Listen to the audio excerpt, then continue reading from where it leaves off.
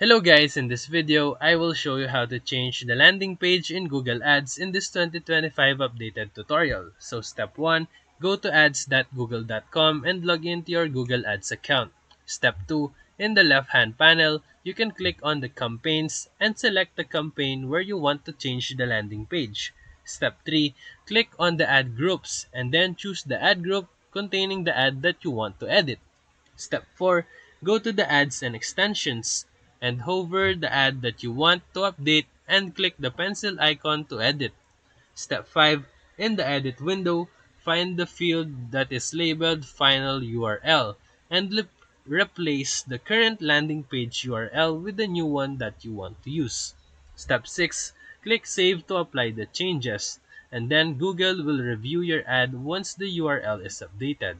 Step 7, wait for the approval. The updated ad will go through Google's ad review system and be live once approved. And now, you have successfully updated your landing page URL in Google Ads.